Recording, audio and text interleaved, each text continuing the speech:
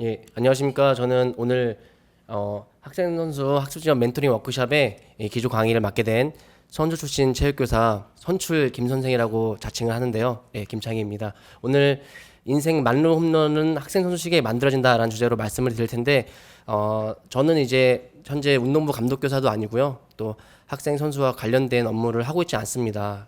그래서 약간 한 발짝 뒤에서 학생 선수 경험을 바탕으로 학생 선수였던 사람이 어른이 되었을 때 또 학교에 있을 때 바라본 시각으로 제가 나름 블로그에 글을 좀 적고 있는데 그러한 내용을 바탕으로 생각을 나눠보려고 하니까요. 많은 선생님들께서 이런 생각도 할 수 있겠구나, 이런 관점도 있겠구나라고 생각해 주시면 좋겠습니다.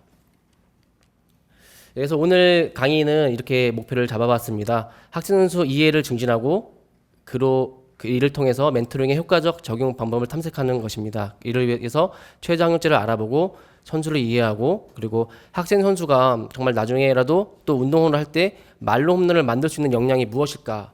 그리고 마지막으로 어떻게 멘토링을 하면 좋을까에 대해서 나눠보도록 하겠습니다.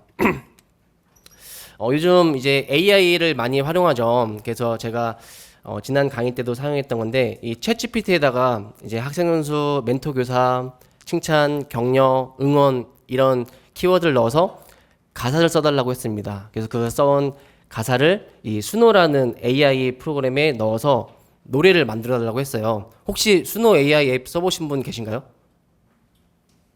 예.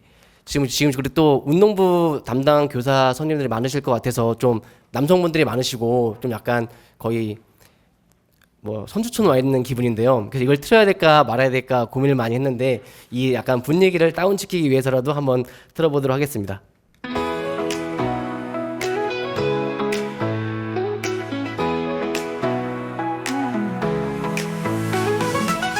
운동장에서 땀 흘리는 아이들 그 뒤엔 당신의 노력이 있어 배움의 길을 함께 걸어가는 당신의 열정 그 끝없는 사랑 멘토 선생님 당신의 헌신 우리의 길을 밝혀주네 힘든 순간에도 함께 해준 당신의 미소 우리를 지켜줘 당신의 가르침 우리의 힘이 되어 미래를 향해 나아가네 모든 순간 당신의 손길이 우리의 마음에 새겨져 있어.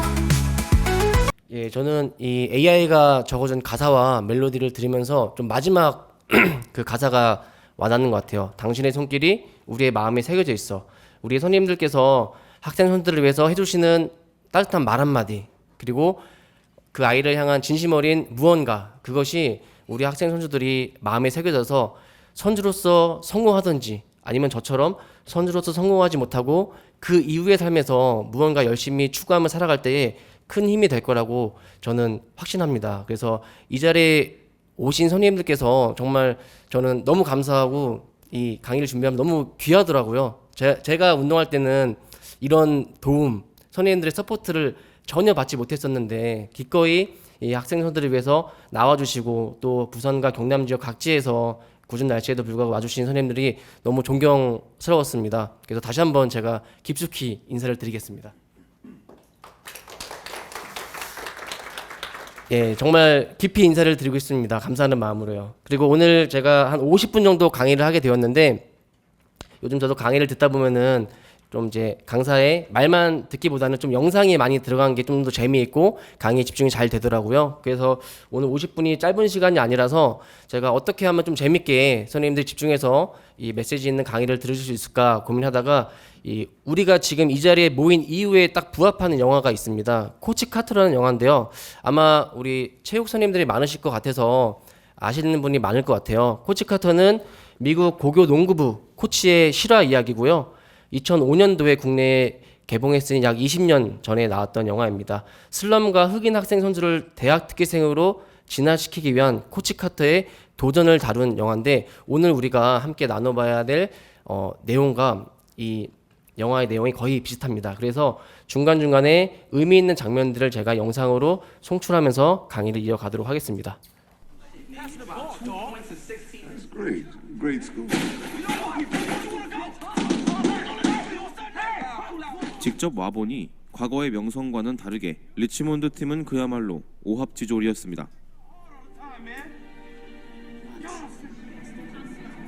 I accept. Great. We're thrilled to have you. 켄은 결국 이 모자란 중생들을 케어해주기로 마음먹고 코치로 부임하게 됩니다. 켄은 선수들에게 계약서를 나눠주는데 계약서의 내용은 농구는 물론이고 학업 성취도까지 끌어올리는 것이었습니다. The losing stops now. Starting today, you will play like winners, act like winners, and most importantly, you will be winners.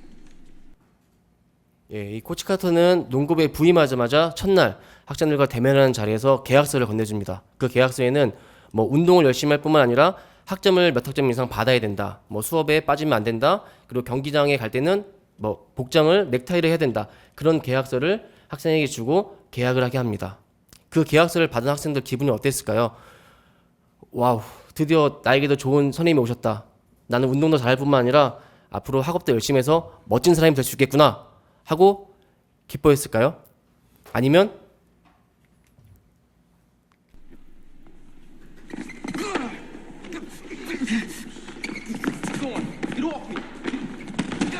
선수들의 반발은 생각보다 거셌고 그 과정에서 크루즈와 선수 2명이 팀에서 퇴출당합니다. 켄은 특유의 카리스마로 선수들을 휘어잡고 선수들은 훈련에 열중합니다. State only requires that they have a 2.0 average to play. Now you got in here, they need a 2.3. 하지만 선수들의 부모는 켄의 교육 방식이 마음에 들지 않았죠. Good night. Get up and leave like that. Huh? Look, I have a hard enough time getting my nephew. How you gonna make me wait? 아니면 아까 그 짧은 키 작은 학생 또는 이 학부모님 같을까요? 지금 우리가 직면한 현실이 아마 이 학생의 모습과 학부모님들의 저항 또 불만일 것 같습니다. 하지만 우리가 여기서 주목해야 될 것은 미국에서는 이게 2005년도에 개봉되었으니까 이미 그 이전 지금부터 20년도 전에 주별로 최저학력 기준에 대한 논의가 있었고 이미 시행되고 있었다는 거죠. 그것도 학부모님도 우리 주에서는 2.0에 최저학력을 맞추라고 하는데 왜 당신은 2.3을 요구합니까? 라고 항의를 하는 거죠. 그 말은 뭐냐면 학부모님들도 최저학력 기준의 존재를 알고 있었고 그것을 지켜야 하는 것은 내가 이해하겠다. 그런데 왜 당신은 그거보다 한 15% 더 향상된 점수를 원하느냐 하고 항의를 하는 거였죠. 약간 항의의 내용 자체가 합리적입니다. 그죠? 우리는 법적인 주에서 정한 기준만 충족하면 되는데 왜 더 요구하느냐? 코치 카터는 왜 더 요구했을까요? 바로 학생들을 체육 특기자로 대학에 진학시키는데 그 학점이 2.0과 2.3은 그 문턱이 매우 다르기 때문에 학생들이 평점을 2.3을 받을 경우에 좀 더 대학에 유리하기 때문에 학생에게 만나자마자 그 계약을 이행할 것을 요구했던 것이죠. 자, 이렇게 최저학력제 미국에도 있고 우리나라에도 있고 뭐 세계 곳곳에 있다고 합니다. 제가 다 찾아보진 못했지만요. 제가 이 강의를 준비하면서 최저학력제에 대한 논의가 얼마나 오래전부터 있었을까, 그리고 학생 선수의 학습권과 인권이 어떤 관계가 있을까, 그리고 운동권은 무엇인가 그 조사를 한번 해봤거든요.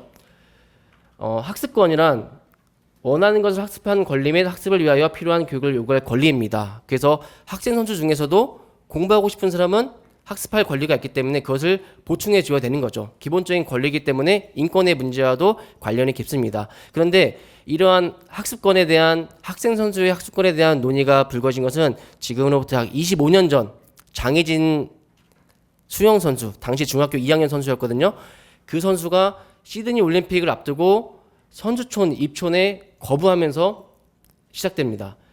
당시 중학교 2학년이었던 장희진 선수는 선수촌 입촌을 조금만 연기해달라고 요청을 합니다. 그 이유가 뭔지 아세요? 5월 달에 입촌을 했는데 저 기말고사 공부 좀 더 하고 기말고사 보고 입촌하고 싶어요. 예, 이렇게 제안을 했는데 당시 수영연맹과 뭐 선수촌에서는 난리가 났겠죠. 어디 중학생 선수가 대한민국의 대표로서 훈련하는데 거기를 거절해? 하면서 여기 기사 보시면 아시겠지만 5월 23일 날 장혜진 선수가 이미 대회에서 우승해서 받은 올림픽 출전권을 박탈시킵니다. 그리고 이게 사회적으로 논의가 계속되고 이제 논란이 되자 5월 28일 날 수영연맹에서는 장희진 선수 측에서 우리의 요구 조건을 받아들여지지 않는다면 절대 구제할 수 없다라고 강력하게 또 기사를 내죠. 이 전무님이 보시면 제가 얼굴이 이 내용이 안 좋아서 그런지 얼굴이 너무 험악하게 생긴 것 같아서 가렸습니다. 여기 보시면 이제 절대 안 된다라는 의견을 표출하고 있죠. 그런데 여기서 만약에 끝났으면 재미가 별로 없잖아요. 우리 장희진 선수는 거의 만화 주인공 같은 사람이었어요. 5월 28일 날 강력한 언론이 나가고 이틀 후 5월 30일에 소년체전에서 대한민국 신기록을 세우면서 우승합니다. 불과 일주일 전에 수영연맹에서 대표팀 자격을 박탈당한 선수가 일주일 후에 있었던 소년체전에서 한국 신기록을 세우고 그때 뭐 최우 선수를 받았대요. 아이러니하지 않습니까? 우리나라 최고 선수를 국가대표 자격과 올림픽 출전권을 박탈했던 수영연맹에서 다시 장희진 선수에게 상을 준 셈이죠. 그러다 결국 약 한 달 반 정도 엄청난 게 있었겠죠. 우리 장희진 선수는 이 인터뷰 장면을 보시면 아시겠지만 수영 선수가 수영만 잘하는 것보다 공부하고 둘 다 잘해서 좋은 선수가 나오는 게 좋다고 생각해요. 중2 학생이 카메라 앞에서 이렇게 말할 정도로 신념이 강한 선수였죠. 학생이었죠. 하지만 이런 그녀도 올림픽 출전의 꿈을 포기할 수 없었는지 부모님과 수영연맹의 계속된 협의와 논의 끝에 결국 협회의 요구 조건을 다 수용한 채 선수촌에 복귀해서 올림픽에 출전하게 됩니다. 당연히 결과는 올림픽에 좋지 않았겠죠. 그 다음에 어떻게 됐을까요? 장희진 선수는 한국 수영에 너무 환멸을 느끼지 않았을까요? 바로 미국 유학길에 오릅니다. 바로 미국 유학길에 올라서 명문고에 입학해서 수영과 학업을 병행합니다. 그렇게 해서 2008년 우리의 수영계 사라졌던 장희진 선수는 다시 돌아옵니다. 왜요? 베이징 올림픽 대표 선발전에 나가기 위해서요. 나와서 또 우승합니다. 그래서 학업과 운동을 병행하면서도 운동을 잘할 수 있다는 자기가 증명을 해버려요. 그래서 2000년과 2008년 올림픽에 나갔던 장희진 선수는 현재 미국에서 변호사로 활동하고 있다고 합니다. 만약에 장희진 선수가 한국에서 그대로 성장해서 2008 베이징 올림픽 때 수영 국가대표 장희진, 직업 변호사, 직업 공무원, 직업 체육교사 이런 게 있었으면은 우리 모두 운동인들의 모든 귀감이 되지 않았을까요? 지금도 해외에서 어떤 선수가 패닝 선수가 치과 의사다 뭐다 하면 되게 화제가 되잖아요. 우리나라의 체육계가 그런 인재를 놓쳐버린 거죠. 그래서 장희진 선수가 2년 전인가 TV에 나와서 근황을 밝혔던 걸 제가 캡처해서 갖고 온 겁니다. 이 장희진 선수 때문에 운동선수 학습권에 대한 논의가 2000년대 초반에 불거지기 시작했고 제가 2002년, 3년, 4년을 고등학교 축구 선수를 보냈거든요. 그때 이제 제가 고등학교 3학년 때 이런 제도가 시행됩니다. 학기 중에 전국대회 3회만 출전 가능. 방학은 제외하고요. 그래서 저는 고등학교 3학년 때 대회를 4개밖에 못 나갔습니다. 학기 중에 3개, 여름방학 때 1개. 왜냐면 보통 저 때만 해도 체육 특기자 진학이라서 여름이면 다 진학이 거의 끝나니까 하반기 대회는 큰 의미가 없잖아요. 그래서 저는 대회를 4개밖에 못 나갔었습니다. 여기 보시면 학기 중 상시 합숙 금지. 저는 맨날 합숙했거든요. 그러니까 전국 단위 규모 대회 출전 제한 빼고는 이때 발표된 제도가 지켜진 게 하나도 없어요. 근데 그로부터 5년이 지난 후에 2008년도 기사를 보시면 운동선수 최저학년제 도입에 대한 정책 한나라당에서 입안을 했다고 합니다. 하지만 2008년도부터 또 10년이 지난 2017년 우리는 이제 정유라 사건을 통해서 다시 한번 학생선수 학습권과 인정일성 대회 출전에 대한 게 논란이 됩니다. 2000년대 초반부터 2018년도까지 그리고 현재 2024년도까지 제도는 많았고요. 학생선수 보장해주겠다는 말은 많았는데 실제적으로 감독 감시가 전혀 되지 않았던 거죠. 정유라 사건이 일어날 수 있었던 이유는 그냥 학교장 확인서만 있으면 대회 출전이 됐고 학교장 확인서만 있으면 인정결석이 됐기 때문에 정유라가 50일, 100일 인정결석을 받을 수 있었고 대회도 여러 가지 나갈 수 있었던 거죠. 제도는 분명히 금지라고 있었는데요. 그래서 이런 것들이 다 정비되어서 이제 대회 출전 시마다 학교장 확인서를 우리가 적게 되었죠. 달라진 게 전혀 없습니다. 이게 제 고등학교 성적표인데요. 그때는 가나다라 마로 성적을 매겼잖아요. 제가 학업과 운동을 병행하던 선수라서 다 갑니다. 되게 잘했죠. 네. 그때는 가나다라 마였습니다. 지금은 젊으신 분들은 모르시겠지만 지금은 ABCD인데 다 가였습니다. 아니죠?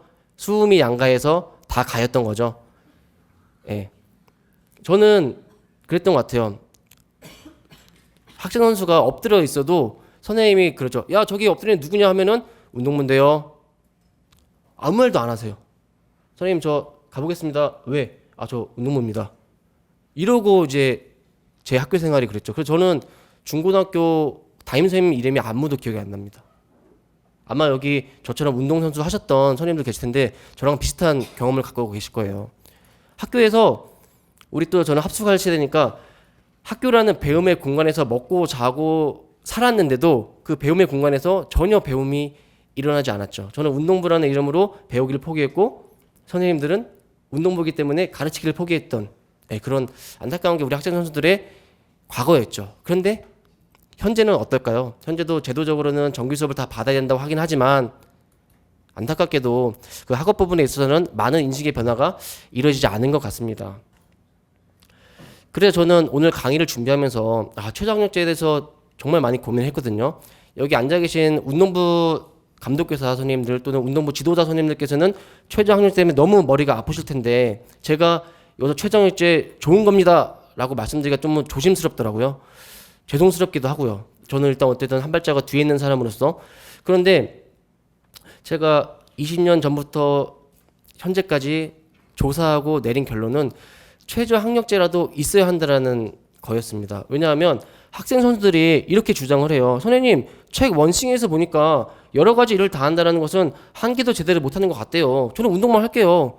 책 몰입해서 보니까 18시간, 24시간, 일주일, 한 달, 두 달, 한 가지 문제만 생각하려고 하시던데요? 그 말이 맞죠. 틀린 말 전혀 아니잖아요. 학생 선수들이 이거 역차별 아닌가요? 저 운동만 하고 싶어요. 맞죠. 근데 그 논리에 의해서 지난 20년 동안 제도는 있었지만 제대로 지켜지지 않았고 20년 전 제가 운동할 때랑 20년 후에 우리 후배 선수들이 운동할 때랑 똑같은 일이 되풀이되고 있는 거예요. 갑자기 최저학력제로 대회 출전 금지시키니까 학부모님들 선수들 많이 힘들어하잖아요. 갑자기 그러니까. 근데 갑자기가 아니에요. 20년 전부터 있었던 건데 시행되고 있지 않았던 거죠.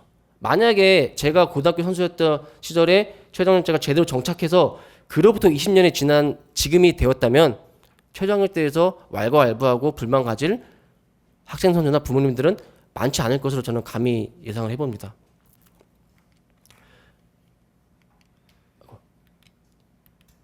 네, 그 최저학력제는 저는 개인적으로 학생 선수들이 최소한의 안정장치로 있어야 하는데 현 제도는 이제 구제책이 없다는 그런 한계점이 있는 거죠. 그래서 뭐 교육감님들끼리 논의한다고 하는데 좀 더 세련되고 학생 선수 입장에서 정말 기초학력과 최저학력을 충족시키기 위한 그런 제도가 좀 잘 정비되어서 잘 정착했으면 하는 바람입니다.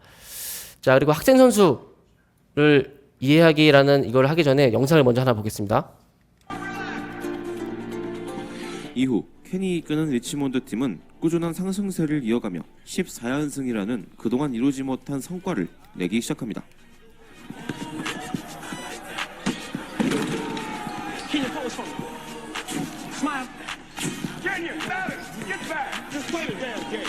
연일 이어지는 승리에 선수들의 머릿속엔 자만심이 자라나고 켄은 다시 한번 선수들의 마음을 다잡습니다.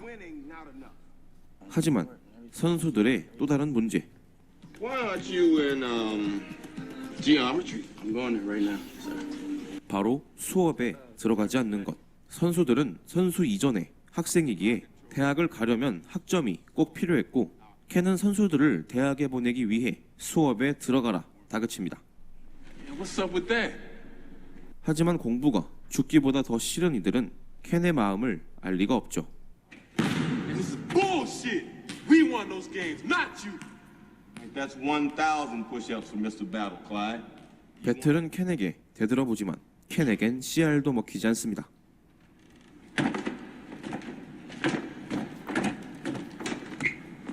Young man, think about the choice you're making if you walk out that door. 결국 배틀은 켄의 곁을 떠나게 됩니다.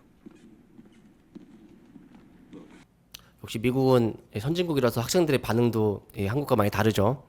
선생님한테 욕도 하고 공도 집어던지고. 자, 학생 선수들을 위해서 캔은 두 가지를 이제 준비해 주죠. 운동을 열심히 해서 운동을 잘하게 합니다. 그리고 계약서에 지켜진 대로 학점 2.3만 받자 얘들아. 그럼 너희들 체육대학교에 체육 특기자로 대학에 갈 수 있어. 한데 학생 선수들은 운동을 열심히 했습니다. 성과가 나기 시작했죠. 그러다 보니까 운동만 하는 거예요. 운동에서 성과가 나오니까 학생들의 사기는 하늘에 닿았고 자만심, 자신감은 차올랐죠. 그 좋은 것들이 이제 학습으로 이어져서 두 가지를 다 갖고 갔으면 너무 아름다웠을 텐데 학생들은 그동안 해왔던 운동만 했던 거죠. 아까 그 배터리 그 키 큰 선수가 말한 것처럼 공부가 정말 싫어서 운동을 한 친구도 있을 것이고 기질적으로 또 여러 가지 성향상 공부를 못하는 친구도 물론 있을 것입니다. 하지만 노력은 할 수 있잖아요. 아까 여기서 농구 친구들이 대부분 수업에도 들어가지 않는 그런 모습을 보였죠. 전혀 학업에는 노력을 기울이지 않았습니다. 근데 대체 왜 이럴까요? 학생 선수들은 정규 수업도 들어가라고 하는데도 안 하고. 제가 한번 생각을 해봤습니다. 우리 학생 선수들은 인생의 이른 시기에 진로 선택을 합니다. 근데 일반 학생들은 대부분 성인이 되어서야 진로 선택을 하죠. 일부 어떤 아이들만 미리 하고요. 그다음에 진로 탐색. 저는 진로 선택하고 그 진로를 향해 가는 과정을 진로 탐색으로 정의해 봤는데요. 우리 학생 선수들 초등학교 때 진로 선택하고 자신이 궁극적으로 지향하고 원하는 그 진로를 향해 나가기 위해서 정말 이렇게 무더웠던 여름에도 땀을 흘리면서 열심히 연습하죠. 너무 멋져요. 근데 일반 학생에게 진로 탐색은 그냥 부가적인 활동이죠. 진로 체험의 날, 진로 탐색 활동, 진로 동아리, 진로 수업 이럴 때만 하는 거죠. 그래서 저는 우리 학생 선수들의 진로 역량이 굉장히 좋다고 생각해요. 무언가 선택해보고 그것을 열심히 추구해봤던 경험은 너무 좋은 거잖아요. 그리고 배움의 기술. 우리 학생 선수들은 스포츠 상황에서 배웁니다. 운동장에서 체육관에서 몸을 쓰면서 배웁니다. 근데 이때 좋은 것들을 많이 배우죠. 하지만 그 배움의 기술들을 발휘해야 할 학교라는 장소는 너무 낯선 거예요. 학생 선수들한테. 근데 그에 반해 일반 학생들은 배움의 기술을 배우는 곳과 그것을 발휘하는 곳이 같죠. 방과 후에도 마찬가지고요. 사회화 통로도 학생 선수들은 운동부, 지도자, 동료, 스포츠 경쟁 상황입니다. 그러니까 일반 학생과 학생 선수를 비교해 봤을 때 일반 학생은 정말 그냥 자신의 본분인 공부와 관계된 생활을 하고 있는 거예요. 근데 우리 선수들은 너무 환경적으로 다른 곳에서 생활을 하다 보니까 학생 선수 생활하면서 습득한 좋은 자질들이 학업 공간으로 전이가 되지 않는 거죠.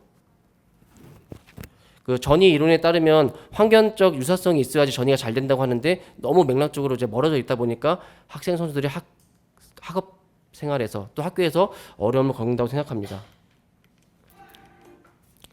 그리고 또 하나 있죠. 아까 그 14연승 했습니다. 만약에 우리 선생님들 지도하시는 학생들이 전국대회에서 3개 대회 연속 우승하고 2개 대회 연승하고 나갈 때마다 4강 들어가고 하면 그 친구들 어떻겠어요? 인생의 전성기처럼 생각하겠죠. 오, 지금이 내 인생 제일 잘 나가는 시기야. 난 운동만 잘하면 돼. 이런 생각을 할 수밖에 없을 것 같아요. 우리 잘 아는 만화 슬램덩크에서도 이 등부상을 당한 강백호가 이제 경기 출전을 말리는 영감님한테 이렇게 물어보죠. 당신의 전성기는 언제입니까? 저는 지금입니다 하고 등 부상에도 불구하고 나가서 왼손은 거들 뿐이라는 명대사와 함께 결승골을 넣고 사낭을 이기고 그렇게 슬램덩크는 끝납니다. 이 코치 카터에서도 비슷한 이야기가 나와요. 이 교장 선생님인데 교장 선생님이 카터 코치의 취지를 너무나 이해하고 공감해줘요. 하지만 교장 선생님이 보았을 때 그 농구 선수들의 대부분이 고등학교 이 농구 시즌이 인생의 전성기라는 거예요.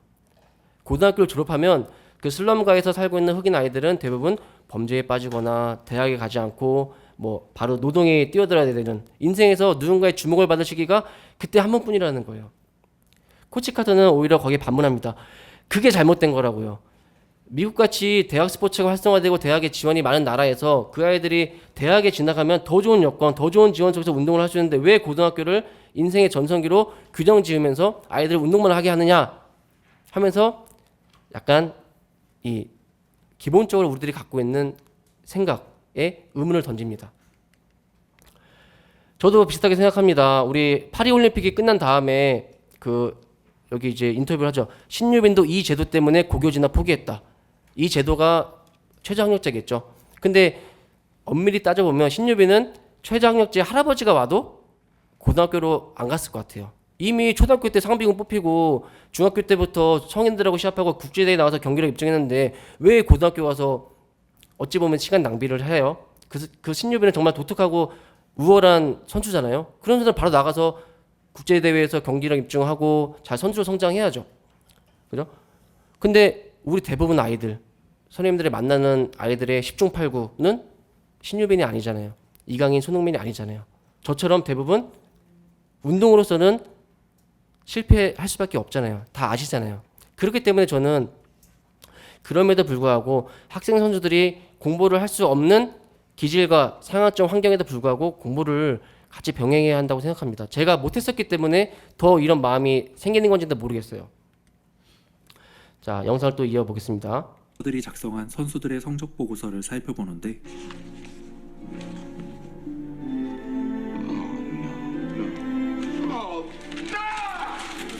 What's up, Cruz? Coach giving us a day off, I guess. Yeah, I don't even know where the library is even at. 잠시 뒤 도서관에 모인 선수들에게 카터는 성적 보고서를 보여주면서 우리는 모두 실패했다며 계약서의 모든 항목을 충족시킬 때까지 체육관을 폐쇄한다고 말합니다. Know that you're not just walking out on me, you're walking out on them. I had to beg you. And then I ran all those sprints. I killed myself for you, sir, to get back on the team. This is bullshit.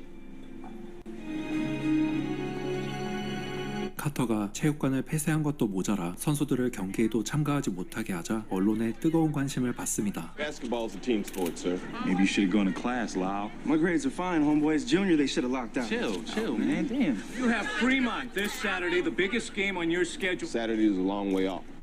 예. 심지어 이제 주말에 개최될 예정이었던 리그 경기까지도 카터는 포기합니다. 정말 대단한 배짱이죠. 근데 자신이 갖고 있는 그 신념과 학생들을 대학에 보내겠다는 그 확고한 철학이 없다면 불가능한 일일 겁니다. 그럼 카터 코치는 그렇게 운동하기 싫어하는 친구들을 어떻게 뭘 믿고 공부가 할 수 있다고 생각했을까요? 그래서 오늘은 이제 지금부터는 인생 만루 홈런을 만들 수 있는 선수의 역량을 주제로 한번 이야기를 나눠보겠습니다. 유리는 깨지고 내부 곳곳은 새까맣게 타고 녹아버린 자동차, 화재로 불타버린 차량 안에서 유일하게 원래 형태를 유지한 채 발견된 물건이 있습니다. 바로 컵홀더에 놓인 텀블러인데요. 이 텀블러를 흔들자 안에 있던 얼음까지 그대로 남은 듯 짤랑거리는 소리까지 납니다. 다니엘이라는 이름의 이 미국 여성은 지난주 화재로 전소된 자신의 차 안에서 유일하게 화재 흔적이 전혀 남지 않은 이 텀블러를 소셜미디어에 게시했는데요. 순식간에 현지 누리꾼의 호응을 이끌어내며 현재 8천만 회가 넘는 조회수를 돌파했다고 합니다. 그러자 해당 텀블러 업체 대표가 이 영상에 화답했는데요. 다니엘에게 새 텀블러 제품을 보내주는 것은 물론이고 그녀의 차량도 새로 교체해주겠다고 제안한 겁니다. 다니엘은 이후 SNS를 통해서 이 화재 텀블러를 기념품으로 보관하겠다고 밝혔습니다. 예, 혹시 이 뉴스 보신 분 계실지 모르겠지만 저는 학생 선수들이 운동을 하면서 몸에 배인 그 무언가, 우리가 학생 선수들이 운동하면 뭐가 좋은 거 습득한다는 거 다 알고 있잖아요. 그 무언가가 저 텀블러와 같다고 생각해요. 환경이 바뀌어도 변하지 않잖아요. 내 안에 있잖아요. 내가 그것을 잘 적용만 한다면 나에게 도움이 되는 그 무언가, 그게 학생 선수들이 나중에라도 또 운동선수로서 홈런을 만들 수 있는 역량이라고 생각합니다. 요즘 시대는 이제 살아가는 힘, 역량을 추구하죠. 그래서 우리 교육과정도 역량 중심 교육과정이고 기업체에서도 역량 면접을 봅니다. 그만큼 역량이 중요하다라는 건데요. 그 책 인류의 조건이라는 책에서 보면은 스포츠는 숙달에 이르는 기본 원리를 몸에 배도록 만드는 유용한 도구라고 설명합니다. 스포츠 상황에서 우리가 인생을 살아가는 데 필요한 숙달의 기술을 습득하기 너무 좋다라는 거죠. 그래서 저는 우리 학생 선수들이 몸에 배인 근육이 기억하는 그런 용어를 많이 쓰는데 근육이 축적된 그 기술, 역량이 저는 학생 선수들이 운동하면서 습득하는 숙달의 기술이라고 생각합니다. 그래서 이 숙달의 기본 원리를 만약에 운동을 그만두었을 때 또는 운동장이 아니라 학교에서 발휘할 수만 있다면 학생 선수들은 어디서든 홈런을 칠 수 있다는 거죠. 자, 책 인류의 조건에서는 이 숙달의 기술을 습득하기 위해서 다음 세 가지 힘을 주장합니다. 훔치는 힘, 요약하는 힘, 추진하는 힘. 그럼 저는 이제 그걸 보고서 좀 운동선수에 맞게 조금 더 쉽게 설명을 해봤어요. 반복하는 힘, 관찰하는 힘, 그리고 적용하는 힘. 우리 운동하는 친구들 생각해보면 제가 그 사전 질문지에 역도부 선생님들이 꽤 있는 것 같아서 역도를 예를 들면 그 아이들이 이 클린하고 저크 동작을 운동 시작해서 그만할 때까지 몇 번을 할까요, 이거를? 옛날에 에너자이저 광고처럼 100만 번, 101만 번 하지 않을까요? 그 반복해서 그 기술을 몸에 뵙니다. 그래서 운동하는 아이들은 반복의 힘을 알아요. 반복하면 되겠지. 그죠? 그 다음에 반복을 그냥 단순하게 하면 너무 힘든데 우리한테는 계속적인 자극이 주어집니다. 그게 상대가 될 수도 있고 기록이 될 수도 있죠. 그리고 한번 목표를 달성해요. 그 다음에 또 반복 훈련해요. 새로운 목표 달성해요. 이게 계속 순환되는 게 우리 운동선수의 인생이잖아요. 그 과정에서 반복하면서 얻어지는 그 무언가, 그게 바로 숙달의 기술이라는 거죠. 그리고 관찰하는님, 저는 체육교사인데요. 학교에 가다 보면 학교에서 보면은 선생님들끼리 가끔 다투잖아요. 다투는 이유 중에 하나가 너가 공개 수업해, 난 작년에 했어, 난 못해, 이거예요. 근데 우리 체육교사들은 어때요? 매 수업이 공개 수업이죠. 그러니까 체육관에 누가 들어오면 보는 거고 운동장에서 하면 지나가다 보는 게 공개 수업이고. 저는 저희 체육관은 한 번도 공개 수업 누가 하는 걸로 다툰 적이 없습니다. 근데 우리 스포츠 상황이 그렇잖아요. 옆에 팀이 경기에도 볼 수 있고 미디어로도 중계되고 선수들은 그래서 옆에서 보고 배우죠.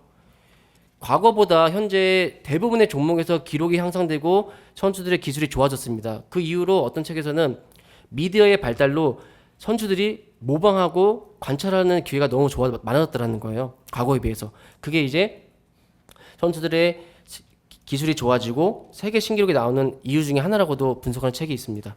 그리고 적용하는 힘인데요. 우리 학생 선수들은 훈련한 거를 훈련에 거치지 않고 항상 연습 경기 또는 시합을 통해서 적용합니다. 그리고 내가 적용한 것에 대한 피드백을 받아서 다시 분석하고 개선해서 또 적용하고요. 그게 일상이에요, 일상. 초등학교 3학년 때 운동을 시작한 친구가 중학교 3학년 때까지 해서 6년 동안 이 과정을 반복합니다. 근데 학교에서 공부 잘하는 친구들도 이렇게 하지 않나요? 뭐 하나 배우면 반복해서 보고 풀어보고 또 보고. 운동하는 거랑 공부하는 거랑 공부 잘하는 아이랑 운동을 잘하는 아이는 그 숙달의 기술 자체가 기본적으로 같다라는 거죠. 그러면 우리는 운동을 하면서 이 숙달의 기술을 몸에 익힌 거고 공부하는 아이들은 공부를 하면서 익힌 거예요. 그럼 바꿔서 운동하는 친구들이 운동을 통해서 익힌 숙달의 기술을 공부라는 학업 환경에서 적용만 한다면 할 수 있잖아요. 그래서 학생 선수의 삶은 제가 90이라고 했는데요. 90%가 운동선수라는 진로에 대한 동경, 몰입, 헌신을 기반으로 해서 관찰하고 반복해서 적용해서 숙달의 기술을 몸에 배게 합니다.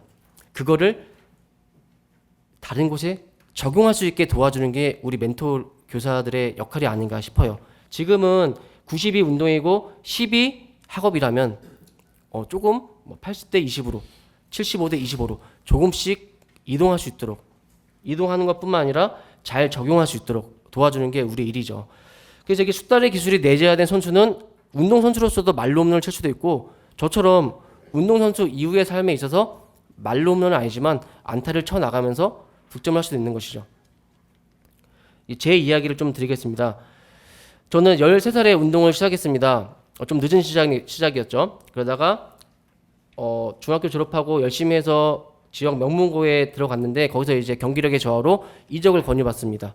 근데 저희 부모님께서 그때 대학이라도 가야 되지 않겠니 하면서 전학을 알아봐 주셔서 근처에 있는 학교로 전학 가서 운동을 하게 됩니다. 그래서 열심히 해가지고 어려운 형편이었지만 어려운 여건이었지만 4강 진출을 해서 체육특기자로 경기대학교에 진학을 해요.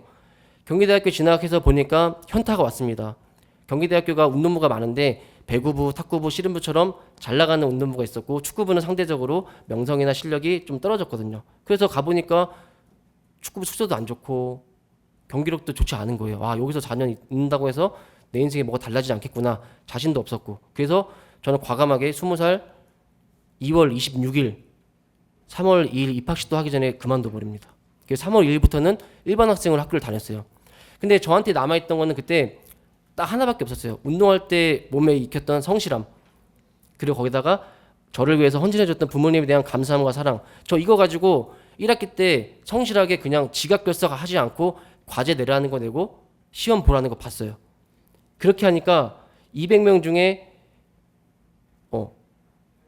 약 180명 정도 된 친구들이 저보다 덜 성실하더라고요. 그래서 제가 200명 중에 18등을 해서 성적 우수 장학금을 받아요.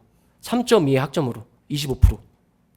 그래서 이거 공부 별거 아니네. 그럼 성실한 거에다가 아까 제가 적용한다 그랬잖아요. 성실한 거에다가 옆에 애들 하는 거 봐서 좀 더 공부 열심히 보자 하니까 시험 좀 잘 보고 과제 좀만 옆에 거 봐서라도 좀 잘 내보자 하고 했더니 3.9점으로 학점이 올라가고 200명 중에 4등을 해서 75%의 성적 우수 장학금을 받았습니다. 그렇게 성취를 경험한 후에 저는 군대를 갑니다. 군대에 가서도 그 성실함을 바탕으로 놀지 않고 같이 갔던 군대 입대 동기와 야 우리 자격증 따자 하고 한자 자격증 상급을 따고 그 다음에 한 달 먼저 후임이 의무병 교육을 갔다 왔는데 거기서 이제 입상을 하면은 4박 5일 포상휴가를 줘요. 제가 그 후임의 수첩을 뺏어서 달달달 외워서 저는 2등으로 4박 5일 포상휴가를 받기도 했습니다. 그렇게 전역을 해서 성실함에다가 이제 이것저것 배운 것들을 얹어가지고 이제 도전을 하죠. 야 이거 근데 경기대 야간학부 나와가지고 먹고 살 수 있을까 고민하다가 이제 편입이라는 게 있다 해가지고 그때부터 이제 막 찾아다니면서 합격 수기 보고 뭐 하고 고려대학교 이미 먼저 편입한 사람 연락해서 찾아가서 만나보고 그렇게 해서 저는 전국 꼴찌로 시작해서 10개월 만에 이제 고려대학교 체육교육과에 편입을 해서 제가 어찌 보면 지금 이제 교사까지 올 수 있었거든요. 근데 저는 이거를 어디 가서 그동안 말 정말 많이 했습니다.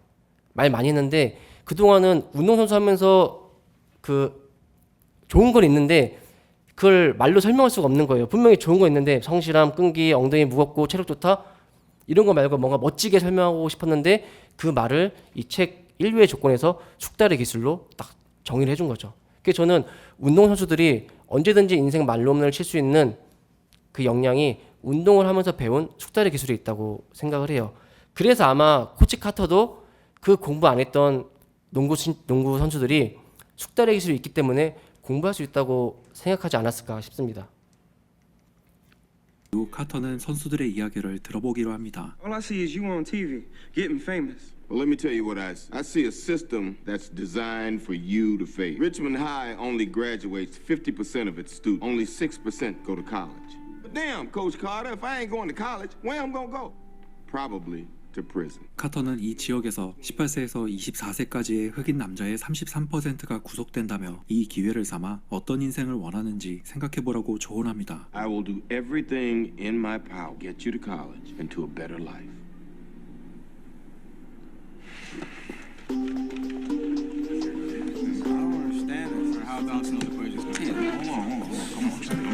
Coach Ken Carter locked the gym and sent his players straight to the library. All of your players sign a contract before they could join the team. Players must maintain a 2.3 grade point average. 카터를 믿고 선수들은 공부를 시작했지만 학부모들을 비롯해 주변에서는 반발이 거세졌죠.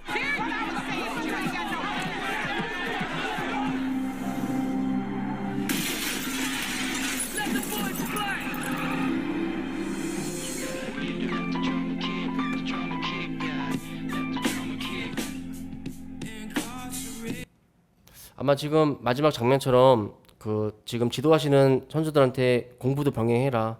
어머니 아버님 이제 공부도 같이 해야 됩니다. 라고 말씀을 드릴 때 이 장면처럼 되게 외로움을 느끼실 수도 있을 것 같아요. 근데 카터는 포기하지 않습니다. 왜요?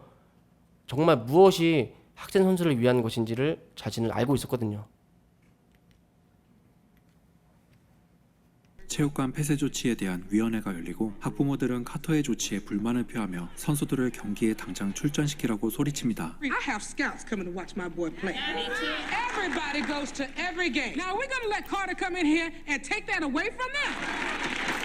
If I may. Yes, Mr. Carter. 카터는 선수들에게 자신의 인생에 대한 선택권을 주는 훈련을 하고 있다며 이런 간단한 규정조차 지키지 못한다면 이들은 앞으로 어떻게 되겠느냐고 항변합니다. How long do you think it'll be before they're out there breaking law? I took this job because I wanted to affect change. The only way I know how to do that. If you vote to end the lockout, I'll quit. Thank you, Mr. Carter. The board now recognizes 5 voting members. 하지만 위원장과 게리슨 교장을 제외한 모두가 체육관 개방에 찬성하게 되고 카터는 말없이 아내와 함께 회장을 빠져나갑니다. 그리고 얼마 뒤 카터는 자신의 짐을 가지러 체육관으로 향하는데 Sir, they can cut the chain off the door, but they can't make us play. We've decided we're gonna finish what you started, sir. Our deepest fear is not that we are inadequate. It is our light, not our darkness, that most frightens us. Other people won't feel insecure around you. As we are liberated from our own fear, our presence automatically liberates others. Sir, I just want to say thank you. You saved my life. Thank you, sirs. All of you. 예, 우리 선생님도 한번 상상해 보세요. 선생님들 멘토링 해주는 멘티 학생들이 씨름장에 갑자기 책상 갖다 놓고 선생님의 지도를 따르기로 했습니다. 역도장에 갖다 놓고 바벨 옆에다가 공부하고 있으면 소름 돋을 것 같지 않습니까? 예, 카터가 한 리더십을 간단하게 좀 살펴보면은 본인이 경험했기 때문에 선수들의 미래가 불보듯 뻔하다라고 예상했겠죠. 그래서 그걸 바꾸고자 공부를 시킨 거겠죠. 그래서 선수들이 운동에서 성공을 잘하면 그때 익숙한 숙달의 기술로 선수들이 미래에 대한 준비도 잘할 수 있겠구나 했는데 선수들은 거기에 따라오지 못하죠. 하지만 카트는 포기하지 않았고 교과서 협조도 받고 체육관 폐지하는 극약 처방을 통해서 계속해서 싸웁니다. 기존의 관행과 선수들의 마음을 바꾸기 위해서요. 그 결과 선수들은 스스로 변화되어서 공부를 하기에 이르렀죠. 우리 멘토링이 지향해야 할 바가 궁극적인 지향점이 이것이 아닌가 생각합니다. 우리 가만히 있던 잠자고 있는 학생 선수를 깨우기 위해 4명의 교사가 달려듭니다.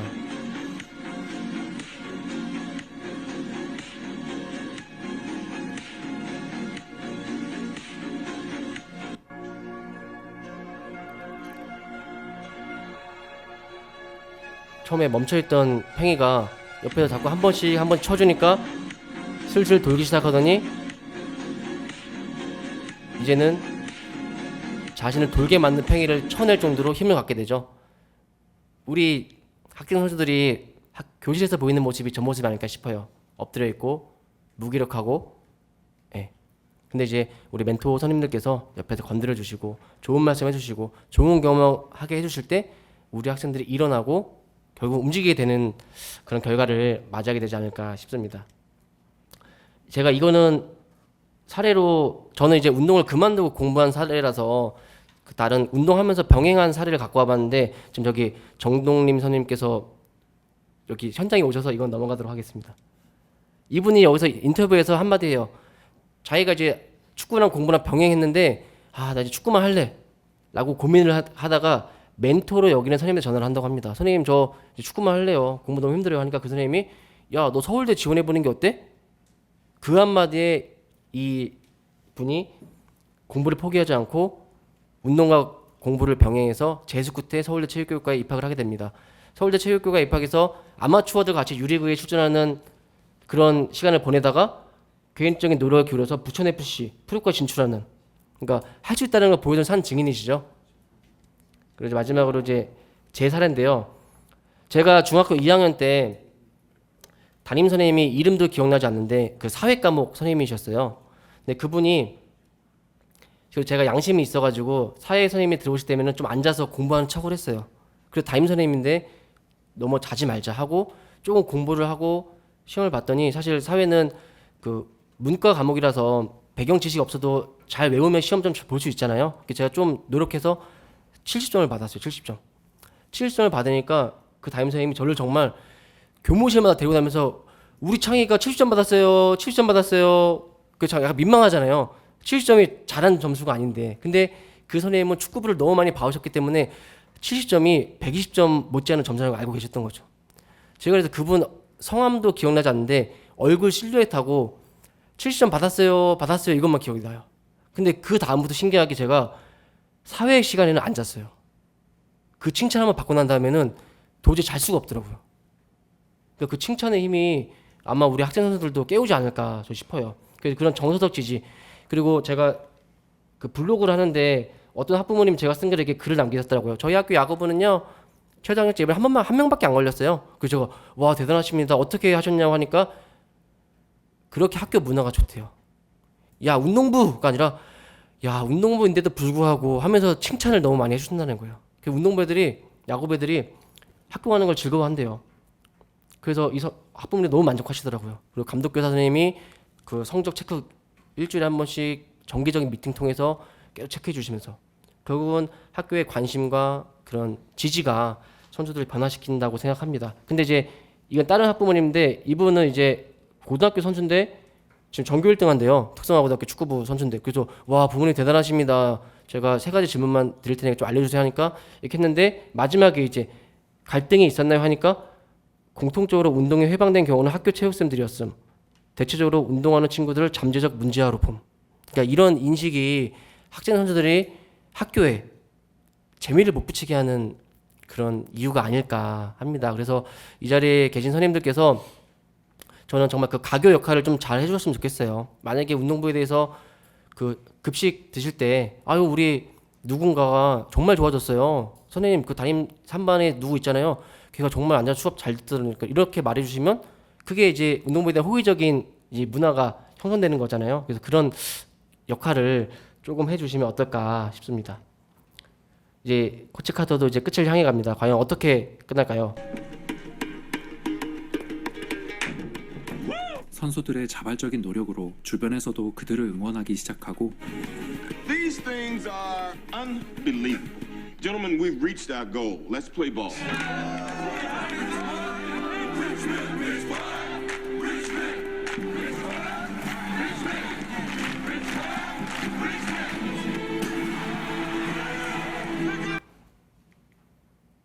그리고 이제 그 이 선수들은 그 규모 있는 토너먼트에 초청이 되어서 저 프랜시스라는 학교가 지역 최강 명문고입니다. 그 학교의 마지막 경기 장면인데요.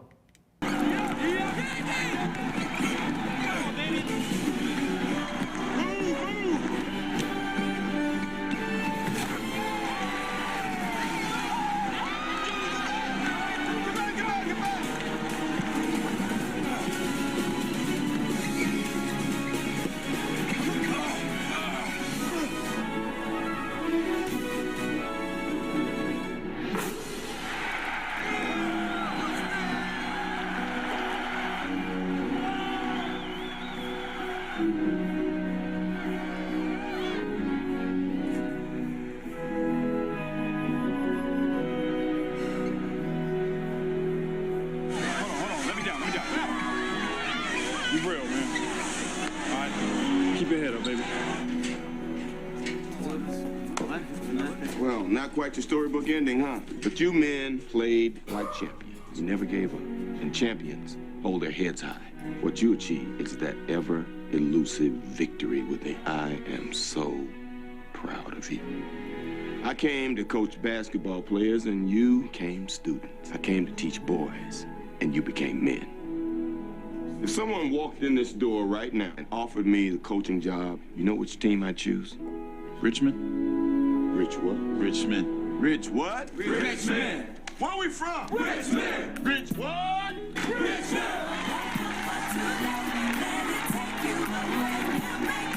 Other people coming up. I wish I could teach them. Listen instead of this, unless it's from a grown man, achieving wonders. See the vision of the world through the eyes of Stevie Wonder. Them all your man's gone, and I wish I could give every then one day they could speak again. I wish that we only so good. Yes, I am hopeful for today, hopeful, and he'll make a way. Take this music and use it, and he'll make a way. 예, 이게 실화를 바탕으로 했기 때문에 여기 나온 이야기도 다 실화입니다. 특히 아까 그 머리 이렇게 했던 크루즈라는 학생은 올해 마약 운반하는 그 알바를 했던 친구인데 그 아이가 농구를 하지 않았다면 그 애는 정말 교도소에 갈 확률이 높죠. 근데 대학에 가서 학위를 받았습니다. 이게 우리 코치 카터의 멘토링의 결과가 아닌가 싶습니다. 그래서 정말 나중에라도 제가 기억하는 중학교 2학년 담임 선생님처럼 선생님들께서 그 학생 선수들의 기억에 남는 그 멘토링이 되었으면, 그런 멘토 선생님이 되었으면 바랍니다. 오늘 50분 가까이 말씀을 드렸는데요. 뭐 이런저런 말씀을 많이 드렸지만 진심으로 그 학교 현장에서 선수들 가르쳐 주시고 지도해서 감사드리고요. 선생님들 바쁘시겠지만 오늘 이 워크숍에서 배운 거 잘 적용하셔서 다음 이 워크숍에는 여기 계신 분들 중에 누군가가 사례 발표자로 나오셔서 좋은 사례를 전파해 주시면 좋겠습니다. 감사합니다.